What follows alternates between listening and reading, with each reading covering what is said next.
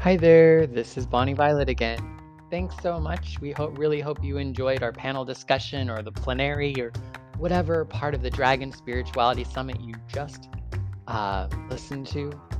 We wanted to give a big shout out to a queer chaplain for hosting this event along with the Urban Village Church in Chicago.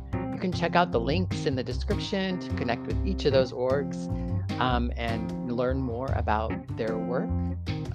Also, to continue to support the work of the Dragon Spirituality Podcast, feel free to also check out our Patreon, where you could contribute on a monthly basis to help support the work of this podcast, along with all the productions from a queer chaplain. Thanks so much, and like I said, check out those links and show us some love, and let us know what you think. Like, what do you enjoy? What did you enjoy? Yeah, what would you like to hear more of? Yeah, let us know. We'd love to hear from you and work in designing next year's Dragon Spirituality Summit 2023 to take place in San Francisco, California. Take care and be well. Bye-bye. Thank you all for showing up for the second panel of the Dragon Spirituality Summit, Kings, Queens, and Things in Drag. I'm going to go ahead and invite our panelists up. Our moderator, Christopher Belmont.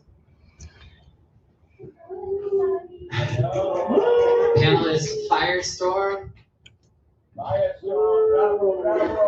Yes. And King Jules. Yeah! Hello, everybody. Welcome to the Kings, and Quings. I don't know how to say that word, I'm sorry. But welcome to our, more easy to say, alternative drag panel at the Dragon Spirituality Summit. Oh my gosh. We are so excited to talk to you guys. As you can see, we are all dressed to the nines for the event, and we're very, very excited to talk to you guys. To start, we're going to do a little bit more introducing ourselves. We're going to say our name, our pronouns, and a little bit about the kind of drag we do. So, my name is Christopher Belmont, as you previously heard. I use it, he, and she pronouns, and I would describe my drag as a hypersexualized, silly little clown guy who just wants to make everyone smile. And hi, I'm Firestorm. My pronouns are he, they, and I would describe my drag as a mix between early rock god mixed with the 2000s emo punk phase.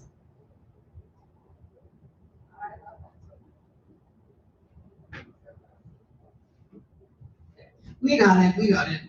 Hi, my name is King Jules. I use they, them pronouns. My drag fluctuates and changes with how the spirit guides me, but I definitely identify as a drag clown and take influence from the history of clowns and court jesters, as well as the king community. So sort of a blend of things that mean a lot to me. And just before we get into our discussion, I want to give a huge shout out to our lovely ASL interpreter, Ani. She's doing a great job, doing amazing for us. I really appreciate her. And I also want to shout out a few people who I am going to be quoting during the night. I was able to have some interviews, some little discussions with some people in the alternative drag community. So I want to give a huge shout out to people who chatted with me, like Luca Me, a Chicago legend. Monsieur Bombastic. I also spoke to the lovely Garlic, as well as an Ohio, not Ohio, I believe they're in Rhode Island, who mostly does digital drag. Their name is Frankie404. And I also spoke to a lovely person from Arizona, one of my biggest clown inspirations, Yuri Thrall. So thank you to everybody who's helped out. Thank you to Bonnie Violet for doing this lovely summit. You all are amazing, and thank you all for being here. So we're going to talk a little bit about some different aspects of alternative drag. We phrased it today as the good, the bad, and the hopeful. So we're going to start with the good, the great things about being an alternative drag artist. So I just want to pass it over to you guys. What's your favorite thing about being a drag performer? What really pulls you in to keep doing this over and over again and find bookings and do the makeup and put on the lashes and the 12-inch platforms. I need 12-inch platforms. Unfortunately, these are 2 inches short. So these are like my casual shoes. Those are going to Starbucks shoes. Yeah, these are where I grab that pumpkin spice cold brew. Go to the grocery store. Yeah, it's so I can reach the things for the little old ladies that pop in and they always want to start a conversation with me, and I'm not opposed. I love little old ladies. It's just always me though. It's interesting. One of the main reasons I love doing drag is when I was a kid, I was very artistic. My parents put me into dance school. I've been a vocalist since I was very, very young and classically trained. And what's really nice is being a drag performer not only let me discover more about my gender identity, but it let me showcase talents I already had in a light that I didn't know was out there. Because I didn't grow up knowing that drag was anything other than drag queens. And growing up in a small suburb where I knew the only two maybe gay kids who were not even out, even if it was obvious. So it's just, I love doing this because I've also seen me being that inspiration for someone else.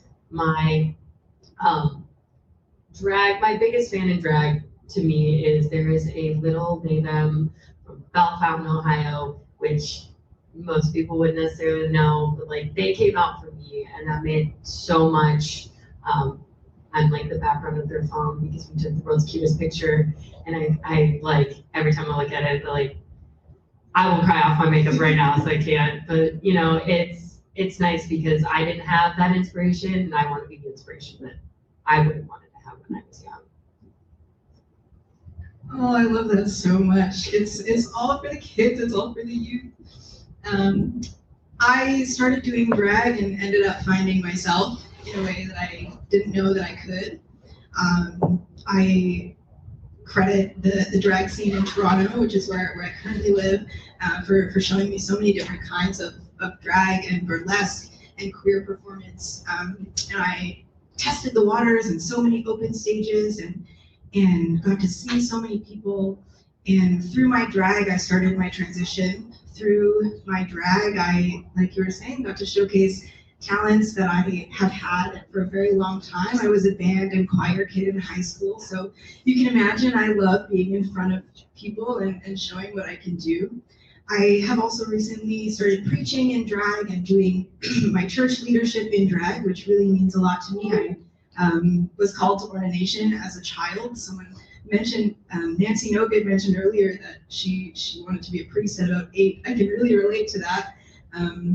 And I'm still on that path. I'm in seminary and I'm bringing my drag there. And I am leading worships at my college in drag and leading worships at my church in drag. And it for me, it's about fully embodying my whole self and also, you know, giving a nod to the legacy that drag performers hold. You know, they were the ones that fought for our rights and gave us what we have.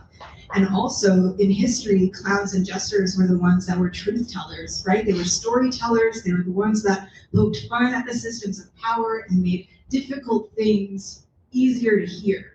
And I think that's a lot about what religious and spiritual leadership is about as well. So for me, they go hand in hand. And bringing my drag into my religious and spiritual leadership has just deepened my own faith and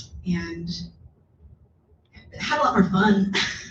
That sounds really beautiful. I actually grew up in a very sort of progressive. I grew up Unitarian Universalist, and my church was always very progressive. We would have drag bingos. That was where I first saw drag performers, and especially as another clown, I love how you speak on clowns being truth tellers. Like back in the day, they were the ones who were allowed to make fun of the king. They were the only ones in the entire country allowed to make fun of the kings.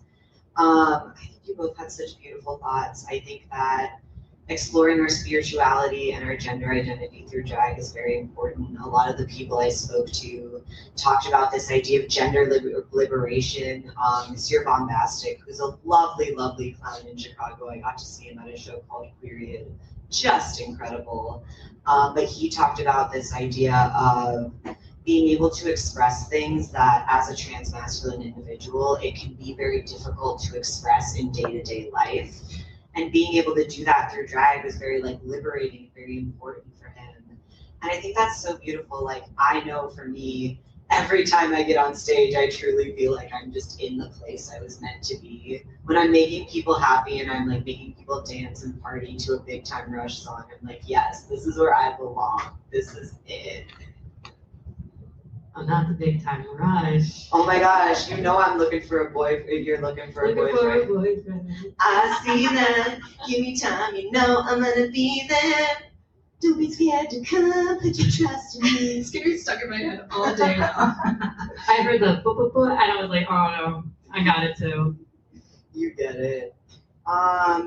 What do you think is something that like has really like what is an experience you had? I know you talked about the experience with like the little they them and being their phone background, but maybe for you, Jules, what's like a specific experience you had that really like, how do I say this? Like really put down your foundation of just loving drag and loving doing drag? Oh, that's such a good question. I'm a good moderator. I love drag for so many reasons, and again, the community in Toronto has given me so much, has filled my cup, has taught me so many things. I think for me, one of my first ever performances in drag, I did a strip number at this little bar in Toronto called the Beaver, which is now closed. And it was insane because I had just started my transition and nothing had, happened physically yet. So I was still feeling a lot of that discomfort and dysphoria, and I still decided to do a strip number with band-aids over my nipples and underwear. It was the final final finish. And who was sitting front row but my minister at the time with her husband with a little glass of wine. And then we went to church a couple of days later and I helped teach Sunday school. And it was one of those moments that I felt so cared for, not only by the drag performers that were hosting this, drag babies competition, but also by my spiritual and religious community, and in a way that I never would have expected. Because am I going to do a strip number at the front of the church? Probably not. But to have such an important person to me be there and support me like that really drove me a lot. And I've had a lot of experiences after that, very similar, and much like you, experiences with youth and youth coming out, and children I've taught Sunday school to, or children who have been in my youth groups. It's such a powerful thing, and yeah, that's not directly related to the drag itself, but more my experience of the drag and my drag and the evolution of it. So I think that's so beautiful. I truly love your connection to both like drag and the church. I think it's such a lovely thing. In the previous panel that just happened, Drag as Spiritual Healing, really lovely and beautiful conversations about like the ideas of like bringing drag into the church and bringing this idea of like, this is a good thing, this is important to teach people. I think that's so lovely. Really just beautiful. I love you guys. Plus, wouldn't you love to hear a clown talk about Jesus? Like, right. Come on. I'm pretty sure that's just what we called our youth pastor. No, he was great. Actually, I loved my my youth pastors and my teen pastors in the church that I grew up in.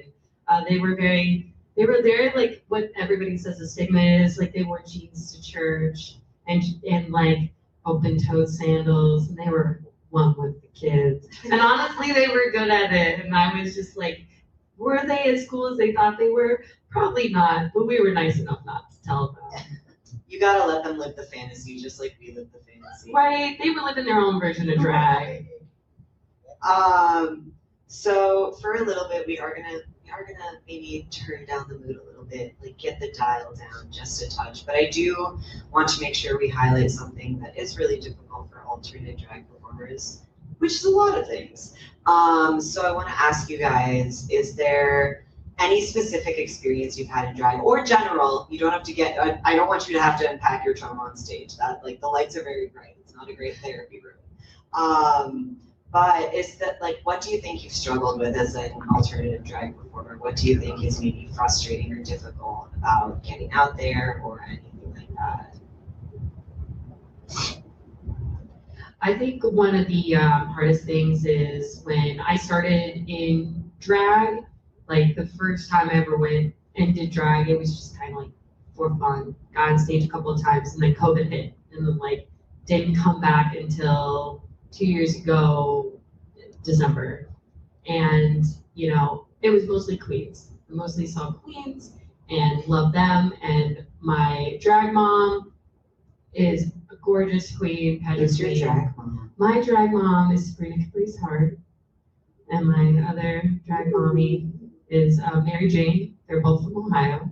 Oh my gosh, that's so cute. We love little drag families. They are the best. Of course, being with two lesbians, that's how I turned into a king. So it all makes sense. It really does. It's a pipeline. Oh yeah. But they gave me the realities early before I felt it, which stinks, but it did prepare me better. They were like, people don't see kings or alternative artists as maybe as hardworking or as polished. And so it was just like having to prove people wrong that don't see a certain set of talent, because you can agree that there are probably not good performers in certain areas, people who have not put that passion in that some of us have. So if that's all you see, I'm not mad at that person for feeling that way. I just want them to give me that chance to be like, I know you probably don't think I'm at the caliber that you think I should be for your shows, but if you give me that chance, I will prove that and so much more. Yes. Giving people the chance is really important. I think that not every time, but I do think in my experience, sometimes I will do a show where maybe I'm not expecting that the audience will really like love what I'm doing. But then like someone will come up to me after the show and that I like literally just looks like white twink number 42 or something like that. And they like come up to me and they're like, oh my gosh, I love that. Like you were incredible. You blew me away, like this and that. And it really reminds me to keep trying shows and keep trying to push to get bookings and stuff like that, because you never know who's gonna end up falling in love with drag. And I talk a lot about this idea of like, if you show people what you're doing, they never know if they're gonna like it until they see it. And that's with any sort of performance is like you can go and do something and people will sometimes like it just because it is different. Like if you're doing a reboot show and everybody is doing some sort of like personality where they're impersonating someone, and it's like Cher, Lady Gaga, you know, some of the Golden Girls, you know, and they're doing that, and then I'll come out here as, I don't know, goth Freddie Mercury, and I need to see that though. oh, well, later tonight, there will be an opportunity. Oh my gosh, Dragon Spirituality Summit show tonight at 7 p.m. Small plug. But you know, I won't look like the other performers, but sometimes that's what people are excited for. They're like, oh, that's a wild card. I haven't seen that yet. Absolutely, I completely agree with that. I mean, I know when I'm looking for something to do in the evening and I see a lineup of shows, I'm definitely drawn to the ones that have drag kings or drag clowns or drag things or horror performers or et cetera, you know. You're absolutely right. Something that I find really difficult, and I know is it's something that we're facing in Toronto, and maybe you face in your locations as well, is a lot of sexism and a lot of assumption that cis gay men dressing up as women is what drag is. And there's this expectation almost that that's who is going to show up. And there's been instances where myself or performers who identify similarly to me or who are physically similar to me don't get let into bars or get turned away at the door. Or, you know, there was one time that I was going up to an establishment with a group of performers and we all were walking in and nobody was showing their ID. We were all of age though. None of my other performer friends showed their ID. They got let in. I got stopped at the door. Again, I'm covered in tattoos and piercings and all of this. I got stopped at the door and was told I couldn't come in because I didn't have my ID with me, which I guess is standard bar practice. But it was strange that, you know, the 6 or 7 cis gay men dressed up as women in front of me got let in no problem, and I got stopped at the door and turned away. So it's something that happens in our community quite often to drag kings and kings and queens and those of us that are not cis men dressing up as women.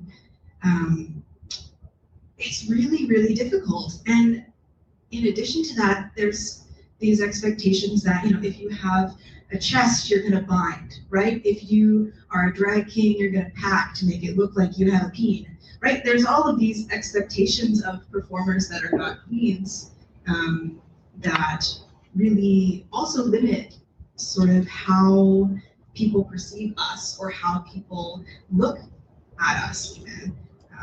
Alongside everything that you said, you hit a lot of nails on the head with what you said too. Yeah, I want to, so in my interviews, I spoke to a very lovely drag deity from Chicago named Luca Me, and Luca Me is an incredible champion of alternative performers, of inclusion in drag. I'm gonna cry like just talking about them because like truly one of my favorite people in Chicago. But they had a really lovely quote on this that I just want to read. It's a little long, but I think you will understand why I want to say all this. But although drag has always been a counterculture, I do think the capitalization of drag has been a double-edged sword. Yes, people should get paid for their art, but it's also often normalized to book what's familiar in drag, or rather than things that are pushing the boundaries. I also feel that the drag community has a lot of internalized homophobia, transphobia, misogyny, ableism, fatphobia, racism that has been absorbed through society and not necessarily unpacked enough. Drag can be a great way to comment and respond on these issues, but also a lot of people haven't unpacked their personal traumas about these things, and as a result, these come out in how people make book, shows, or interact with shows. Wherever money and people's feelings are involved, it always can be messy. Art making is such a vulnerable process, no matter who you are, that it can make it really difficult to navigate both success in drag as well as caring for your mental and physical health. And that just really spoke to me because like there's so many different internalized or externalized biases that we're experiencing as we're walking through the world and as we're intaking the world. And drag is full of so many gosh darn people that you never know what they're going through, you never know what they're experiencing, and you never know what they're holding within them. And even just in caring for yourself, like I know sometimes I come home after a show, I'm bruised, I'm tired, my back hurts, and I'm like, all right, let's go out tomorrow. Let's go, girls, it's time. And I think that we, as any performer, whether you're an alternative artist or you're a drag queen, I think that being able to care for yourself and for the people around you is really, really important in the drag scene. And I don't know if we necessarily see as much like cares, like not like, I don't know if you have to set up like a full care station in a bar, but I think it would be nice to maybe recognize that sometimes people need a little space to calm down. Maybe people need a space to relax. They need a drink of water. They need to step outside for a sec. And I think that caring for yourself in the drag community is just as important as making sure you're including people. Like making sure you're including people and including them safely, respectfully, and positively. And you're not choosing one over the other based on some silly thing that you thought about 5 years ago. And that really touches on accessibility needs too, right? I'm thinking about, you know, performers that wear flat shoes due to their physical needs. How many times, maybe you all can raise a hand, how many times have you heard somebody, you know, talk badly about a performer that's not wearing heels, right? A lot of us have, but that's a need that a lot of us have too. And it's one of those things, like you said, taking care of yourself is so important, especially with the art, but also, again, acknowledging that people have different needs and art looks different for every single person that's doing it. Nobody's sitting here saying, why isn't Picasso painting like Van Gogh? That would be so much better. It would be better if everyone just painted like Van Gogh. No, it wouldn't. The art museums would be boring. Admit it. It wouldn't be a museum, it'd be a single person gallery. And, Right. You know, Mhm. those go over so well. Right. One of the other performers I spoke to, Frankie 404, also spoke to the idea of like, even in a world where we are sort of moving out of the pandemic era, however well we're doing that or not, as we're moving out of that era, still being able to highlight digital drag and being able to highlight people who are performing online, because some people just can't access like bars as a space. Some people can't access large busy shows or festivals as a space, and being able to say, no, we still want to support online drag shows, we still want to live stream our drag shows, we still want to find ways to make sure people can be included even virtually. Like, I love that this is live streamed right now. We got our ASL interpretation up on the live stream too. Hey everybody, it makes me so happy. I have friends literally like messaging me right now like, oh my gosh, we're in the chat, I'm so excited. And it makes me happy when we can see these sort of developments happening and still being able to find inclusion. Which leads really nicely into my favorite segment of the night. We're going to talk about the hopeful. What do you see changing positively? What makes you excited to keep going out? What is the reason that you haven't thrown in the towel and said, we'll never make it as kings? What do you see changing that makes you really excited for the future of your drag? I think the most exciting thing, and like, it's gonna sound weird because I'm gonna start it with like, I just drove here from Columbus, Ohio. Go Ohio. I'm not doing the thing though. I didn't go to school there. We're not doing the thing. I don't know about the thing. What is? Oh, you're from Canada. So Canada. You don't know our culture. You're from So- Canada. OSU is kind of like a mega college, and so in Ohio, everybody goes OH. I know. My partner over there, I'm ready. But if you're from Ohio, and it doesn't matter what state you're in, I've done this on a cruise ship to the Bahamas. I have done this in Europe. If you see someone who's from Ohio and you yell out OH, they will yell out IO. Interesting. That's the whole Ohio. That's not what I'm hopeful for. But when I'm not hopeful for Ohio. I am. I live there. Go Midwest. But I left, and there's a lot of, there is a lot of negativity going on right now. There's just a lot of issues between he said, she said, things about people's past that like maybe were not things that people would be acceptable about. And just like, even though all that's happening, I still see glimmers of like a lot of the people I hold dear who are like, hug somebody you care about today, or checking in on your other performers. And like, there's a lot of new drag coming to where I'm at. I mean, when I first got on the scene, I knew like 3 drag kings, right? That was like it. There was more, but they were all around Ohio. And now there are like 6 or 7 amazing new drag king performers that I admire so much. And it's nice because they ask questions, they want to be better, and people are so encouraging. And it's not all about just booking the same people that have always been booked. I do see a lot of people that are giving these newcomers a chance, because I wouldn't be here without a drag queen on her day off just so happened to be out at an open stage. That was a competition. And after my first number, she was like, oh, you have to win. And basically went and yelled at all her gays, and they were like, we don't clap for anyone but this performer. I will cut off all of yours. Hey, we love that queen. We love that queen so much. Abortia, I gotta shout you out, because you were the first person to really put a vote in for me. And Brian Richardson was there, and basically you guys were like, we are dead silent until this king is announced. And they were, and that really started me on my path. And ever since then, I've just had a lot of positive influences from people that I very much look up to. And to know that like with this new generation, that they are just as accepting as I am, it's a really heartwarming experience. Oh, I love that so much. I'm gonna share 2 hopes if that's okay. One for our drag community and one for my church work.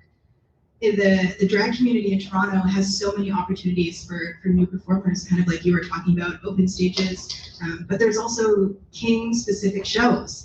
You know, there's a series of shows called Kings and Classics that's been going on for years. There used to be, what was it called? I can't remember, but there was a drag king open stage every Wednesday, and there are the beginnings of drag kings getting booked at these, you know, big bars along. It's called Church Street in Toronto, is our gay village, and it's so hopeful. It's so hopeful, and it's so fun to see Toronto kings and queens and horror performers and all of these other alternative performers have that space. At Toronto Pride this year, there was a show downtown in our big square by the mall, and it was called Alterna Queer. And all of the performers there were alternative in one form or another, and it was so incredible to have thousands of people standing there watching these people do their art. And it gave me so much hope that there's going to be so much more space, and Dragula has really been helpful for that. In my church world, I'm a part of the United Church of Canada, and doing my drag there has brought me a lot of hope because, you know, I did a drag show this year for Easter, and we called it Jesus Coming Out. You know, this whole story of Easter in a Christian context is, you know, Jesus kind of comes into and says, yes, it's me, I'm the Messiah, faces, you know, persecution. One of his friends, Judas. Did he transition in that cave? Oh my God. One of Judas turns him in, he gets killed, and the story is living into this purpose of resurrection. And we drew a parallel, you know, queer folks, we come out, we embrace who we are. Often we face persecution, but once we face that, we realize we're living our truth, and we live what we're meant to be. And I've seen 2 or 3 other churches now holding drag shows as well, 2 or 3 United churches. And we're asking me for advice or connections to performers or things like that. And it's really beautiful, and it gives me a lot of hope for my church, that you know, we're trying. There's always work, but we're trying to embrace this and embrace different forms of art and queerness and embodiment of self. Some words from the earlier panel were liberation, authenticity, you know, all of that stuff, and it's so beautiful. Yeah, I love hearing you guys speak about like what makes you hopeful. I'm born and raised in Chicago, but I started drag when I was living in a small town called Flagstaff, Arizona. And when I started drag there, I was the first drag king. I was the first one to debut on the stage. And by the time I left, the college had a drag club. The college was doing like drag shows to help support like progressive voting in Arizona. There were so many alternative performers coming up. There were so many people like starting out, and it really felt beautiful to like have that sense of like, I feel like I started something. But even more so, I think moving back to Chicago was probably the biggest hope for me, because like I think there is a certain bias in saying like, I do drag in Chicago, so I feel this way, because there is such a widespread amount of drag here, and it is such like a huge city for it. But that was so inspiring to me, like seeing people like Luke and me, and seeing people like Miss Your Bombastic, seeing the lovely Carly Marks, who's in the audience, one of the most incredible performers I've ever seen. Literally, like the first time I saw her perform, I was like mesmerized, and my friend was like trying to talk to me about the performance, and I was like, no, I have to watch this. This is incredible. Like seeing people who are doing stuff different, who are doing it at such a high level and such a huge level of talent. It was almost better than feeling like, oh, I like just started this whole alternative performer thing, because it reminded me that there are people who came before me, and there are people who will come after me, but there's we've always been here. I know that's such a classical like queer statement about a lot of different things, but people who are doing weird stuff in drag or doing different stuff in drag have always been there. You can trace transmasculine people back to the early ballroom scene. Like, we are here, we exist, and you're not gonna get rid of us anytime soon. And that drag makes kings at Stonewall. Right? Exactly. I can never say it properly. Stormy was with Marsha, and so yeah, we've literally always existed here. There have always been alternative gender identities, alternative performers, people outside of the like white cis gay male perspective on queerness. And it makes me so happy that we get to highlight this. I was so honored to do this panel with you guys because it's just something so important to talk about and to show. And I think even having this panel and having all you beautiful people in this room supporting us, I think that shows that something is changing and something is shifting. And I love that you shouted out Dragula. Like, oh my God. I don't mean to gush, but that show is so good. Like, Dragula, Call Me Mother, Legendary. There's a lot of queer entertainment that really highlights so many alternative art. right. Just on Dragula, Landon cited, so they did an All King show in Columbus, which they do All King shows. District West, if anybody knows who Virginia West is, an absolute delight, is the baby of Nina West. So, and they own a drag bar in Columbus, and it is probably one of the most inclusive. It's very cabaret style, and they do drag king shows. But there was a drag king show at another venue, and Landing Ciders was like the king. And so, you know, I paid all that money for like that meet and greet. I got into my best drag. I actually went as a satyr. I wish I was getting like hoof shoes, walking on my haunches, the horns, everything. And when they were like, "Oh my God, your makeup is so good," I died. I died right there. I I was said, gonna say I would just I was like, Just down. I met my actual gay Jesus. If you've ever seen him do his gay Jesus look, it is stunning. It is so sickening. And so like when it comes to like those alternative shows and like me looking into those things, like Dracula is one of those things that has really pushed alternative drag way to the forefront. Yes, absolutely. Thank you. If the Boulay brothers are watching, I'm like, We love you. we love you. We're like robots. We're like, we have to let them know. We didn't plan this, I swear. But yeah, there are some lovely like King focused shows in Chicago as well. If any of you guys are local or just around for a bit, Notes on Masculinity is coming up, which has like a really great cast this month. Boys to Men, which is a competition, they're going to do a competition at Berlin, which is all kings. My lovely friend Lavender Maxine is going to be in it. But there's so much beautiful stuff happening, and I do want to attribute that a lot to Dragula, but I also want to attribute that to people like you and people who are maybe out in the audience, maybe in the live stream, maybe getting in drag for the evening right now. I want to shout out every single person who is deciding to choose an alternate route for drag, because you, in making that choice, are a part of changing the conversation and the structure of how drag shows work and how drag shows happen. By making the choice to do the makeup you do, to wear the shoes you do, to be the person that you are, that is a radical act, and that's a really, really, really important act in the drag community. So like, thank you guys so much for doing what you do and doing it so well. You're so cool. Congratulations on existing and doing drag. I'm so proud of you. right back at you, right back at you. Thank you. So we are going to finish up in a little bit here, but if anyone has any questions, either in the live stream or in the audience, I would love to be able to chat with you guys. So any questions, any thoughts, comments, concerns? Compliments. If you think we're hot, please tell us. Oh, that is such a cake that I was like, please tell me I'm pretty. Curly. Oh yes, you're all fabulous, handsome, gorge, all of the words. I mean, you took some time with the makeup and the outfits, so you got to get the compliments.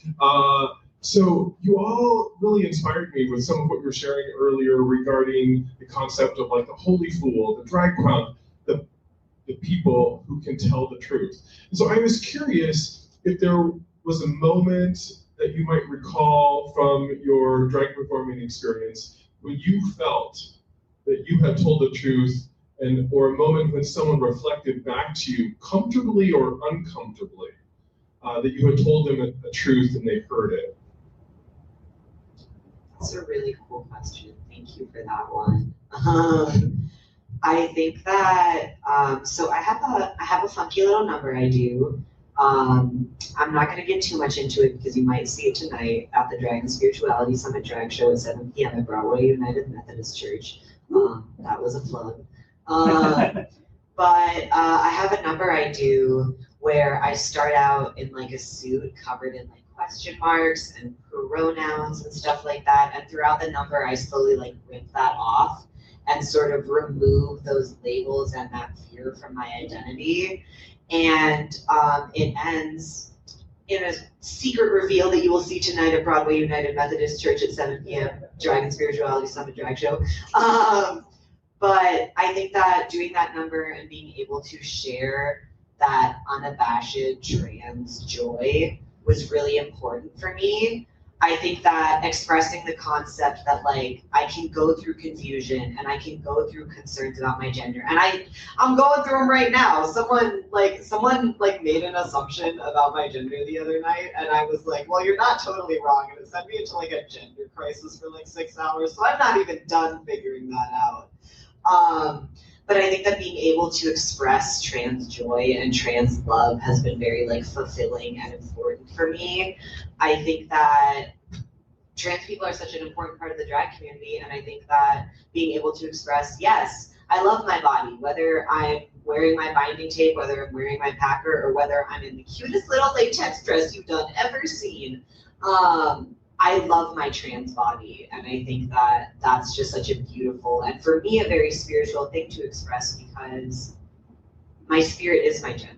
Like, my spirit is my queerness, and I want to share that with everybody, and I want to share the truth and love that comes from that with everybody. I think my biggest thing on that is, so I actually came out as trans during Pride Month this year in my home city. Congratulations, we love it. I had been talking about it for a while, and then it was like I wanted to make it a big thing. So I actually I made it so that I got booked, because I'm originally from Cleveland, Ohio, which is just like on the lake for people who like are bad at geography. Okay. For the people from Canada. For the people from Canada, we're up here. We're like right on this part. And I was performing at one of the oldest establishments in Cleveland that had been doing drag. And I actually sang a male rendition of Rise Up by Andre Day as my come out song, because I emanate with that so much. And my mom was there, and she cried, I cried, the whole front row cried. And, it was really nice because like I had a lot of people that, came up to me and they said it was just very inspirational, and it really moved them in a way that they wanted to do something different with their life. And there was one person there that talked to me about drag king stuff, and he messaged me on Instagram. Next thing you know, I'm doing a show and he's doing drag for the first time. So that's what you deserve. So good. I have my feels about that one. For me, I've been doing a lot of my drag recently when I'm guest preaching, when I'm leading worship in church, when I'm doing my sermons. And to me, that's a lot of telling truth about faith, telling truth about my connection to faith, how the people around me can connect to our faith, and how I know that it's what I'm supposed to be doing, how I know that it's a truthful engagement for me is how I get ready for services. I read over my sermon, listen to the hymns maybe, and then I just go with whatever colors stand out to me. And it's a real guided by the Spirit sort of moment. And 3 or 4 different times now, I will be guest preaching somewhere and I will choose my colors and do my face based on the words that I'm reading. And I'll show up to the church, and the colors that stood out to me are the colors that are in the sanctuary. So one time it was the colors in the stained glass window. One time it was, the carpet was the color of my lips, and the walls were the colors of my face. There's been moments like that. And I had to take a step back and stand in this moment that I obviously was guided to, and I obviously was brought there and doing what I'm meant to be doing and how I'm meant to be doing it. I love that so much. Wow, that was so beautiful. Thank you, guys. Wow. Do we have any more audience? Hello? Okay. Hi, from Pan Graham. Can you comment more on the differences you've observed on personal gender identity expressed between kings, alt/alt, and queens? Are queens more likely to be cis? P.S. Hey Jules /UCC can represent. So I do want to say, I don't think the majority of queens personally are cis gay men. I think that I will never erase the lovely trans sisters, because in the truth of drag, they are the pillars of it. They are the foundation. In the truth of the queer community overall. Exactly. It would be completely irresponsible and rude of us to not shout out and love and support our trans sisters. I think that what I have found is that there can just be, again, like I sort of mentioned in the comment from Luke and me, there can be these internalized things we're going through. And I think that when you're looking at cis male drag queens, you may be looking at a different experience or a different take on gender than trans women drag queens or trans femme drag queens. And again, we're all going through our own stuff. You can't, it would also be silly to judge a person's behavior based on their gender, but I think it is also kind of understandable why perhaps a cisgender man would not totally understand or comprehend the experiences of people like us as well. But they can. They're perfectly capable of it if they do the reading. They listen and learn. Yeah, absolutely. And to echo that too, it's important to acknowledge that the alt community isn't just kings and things and clowns. There are alternative queens that face a lot of the difficulties that we do, right? And that's an important piece of this as well. They were talking about pageant drag earlier, and so there's a sort of unspoken hierarchy that exists, among drag queens, and then among those of us that don't identify as drag queens. There's so many categories, and all the lines are so blurry. I think that's what can be so beautiful and important about drag, is that just as the queer community is very diverse, and I've always said that what I love about the queer community is that you can meet any single queer person and they're never going to have the exact same experience with queerness as you. I think that's what's beautiful about drag as well, is that if a pageant queen is fulfilled and loves being a pageant queen and loves doing it and is respectful to all of their performers, you go, girl. Enjoy those pageants, win those pageants, do everything you want, crown after crown, ma'am. I'll build you a display case for them as long as you're respectful to me. I don't think that any kind of drag should be invalidated or should be treated as better or worse than the other. I think that ultimately what we should be looking at when we're looking at drag performers is their soul, is what they're expressing to us, what the kindness they're expressing to us is. Because I've met plenty of traditional classic drag queens who are just the loveliest people on earth to me, and are just the loveliest people on earth in general. And I would never reject their drag for being different than mine. I would simply say, you're a nice person, you're a lovely person, and we do different drag. And I'd love to watch you perform. Do those splits, do those death drops, girl. I love you. Do we have any other thoughts? Ooh, it looks like we're running a little over time, but There's a question. What? Oh yes. Hi, Facebook user. I want to answer that. I want this question to be answered, and I would love for Jules to talk about it. I believe, as a minister myself, what can clergy do to support the drag community? Ooh, the hair flip. You got excited. This question does make me really excited, and it's a question I have quite often. I think first and foremost, connect with your community. A huge part of, as a Christian, a huge part of what we do is about community, right? It's about being in relationship with one another. And if we're, also listening to our Indigenous communities, it's about being in right relations with each other.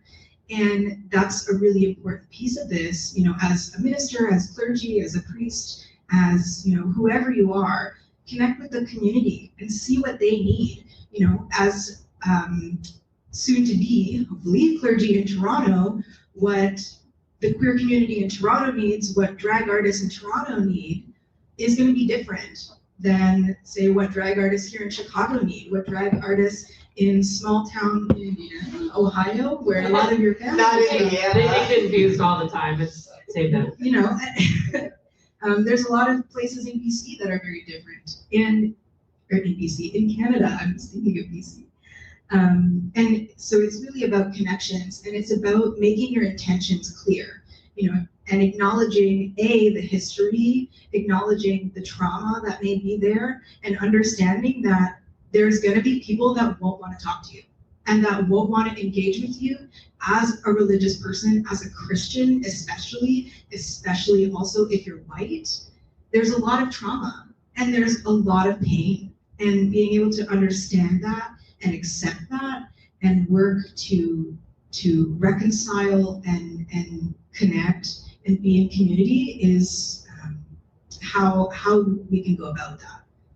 I also do want to say I don't seem to have my summit schedule with me on stage right now. I apologize, but there is going to, I believe, be a lovely keynote later in the summit about like queerness and Islam. Yes, Bonnie looks like she's nodding, so I said that correctly. Sunday, I believe. Sunday, yes. I would love for you guys to check out that.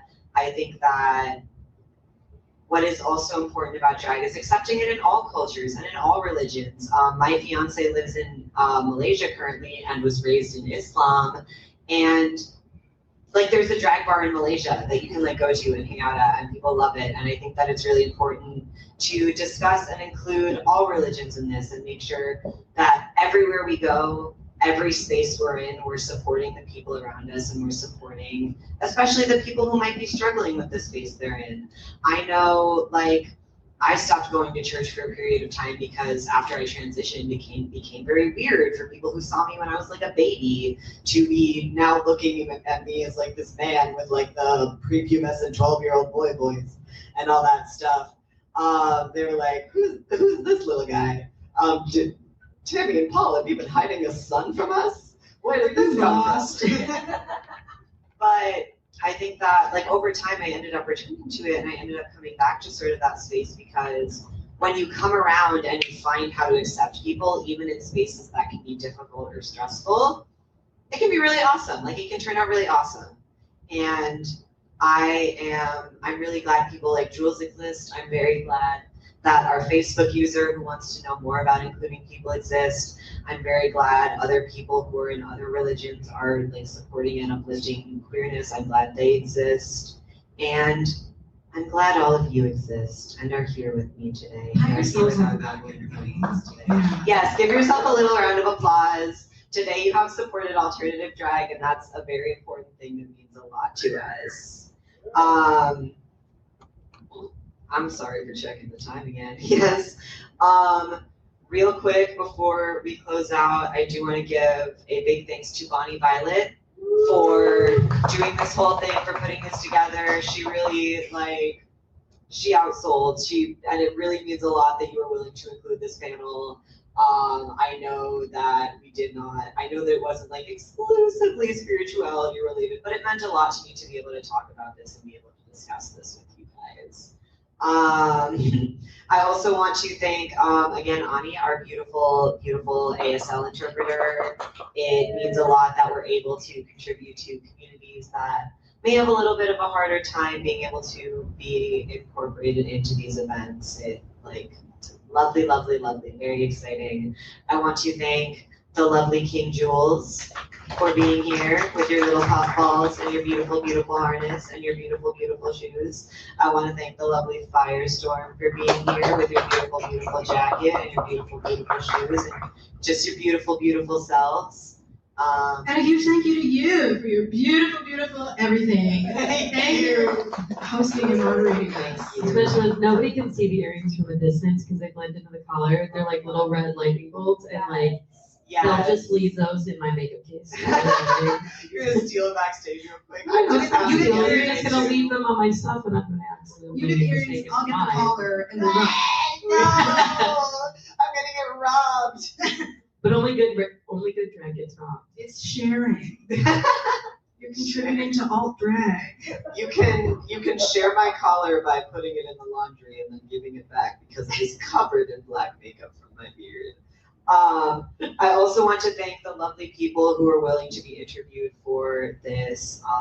Luke and me, Monsieur Bombastic, Garlic, Frankie 404, Yuri Thrall. I also want to thank the lovely Penis Envy who I was supposed to talk to. Yes, anyone who knows Penis Envy gets it. But I want to thank him as well because we were going to chat, but we got distracted at Mayhem last night because it was too fun. And I again want to thank everyone for being here. I want to thank our beautiful tech team for setting up the live stream, making sure it's looking cute, making sure we look beautiful and can be shared with the world. And I also want to thank me for being so good at moderating and definitely Donovan. That deserves some real claps. Oh yeah. Fantastic. Thank you. It was so lovely to talk with you guys. Like genuinely, whether I was on a stage with lights on me and a camera on me and all that good stuff, it would be lovely to chat with you guys about these things. I'm just extra glad we got to share it with all these cool and beautiful people. Do you guys have any final thoughts you want to share with the audience? Any special things? Anything? Moderating. You can go first. I'm still collecting those ideas. Without being too emotional, just a huge thank you to people that support us and our art, people who share everything that they can and make space and offer, again, what they can. A huge thank you to this conference. It's so exciting for me to be international and sharing my art and meeting people and making friends and seeing people who do art like me and connect to faith or spirituality or something like me and have these conversations. Just be weird. Just keep being weird. Be weird, everybody. That was one of the things Garlic talked to me a lot about was like the idea of like, I just want to scare the shit out of people. I just want to do some weird shit and have fun. I love being confusing. I love to confuse people. I'm so good at it because I'm also not very good at talking. See, I like the talking part. It's the listening part that I love to listen until somebody's like, when you were talking about Twink 42, about being like, blah, blah, blah. I love the compliments, but growing up in a family where like, they were like, you cannot have a big head. So like, I get this weird shame when I get compliments. So when somebody's just like going on and on about how much they enjoy me, I just start to get more and more. I'm like, thanks so much. I don't know what to say. Do you want me to tell you to quit drag without making you feel better? I don't want you to.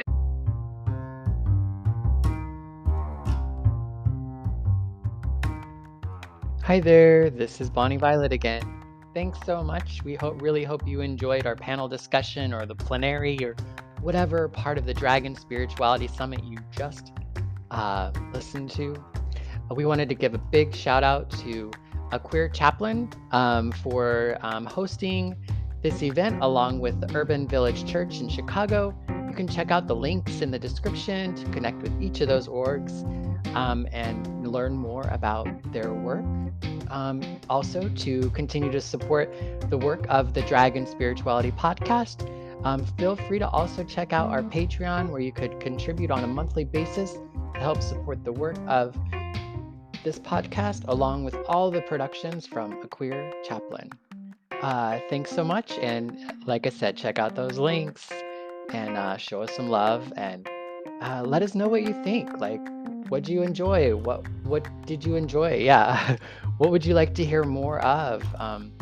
Yeah, let us know. We'd love to hear from you, and work in designing next year's Dragon Spirituality Summit 2023 to take place in San Francisco, California. Take care and be well.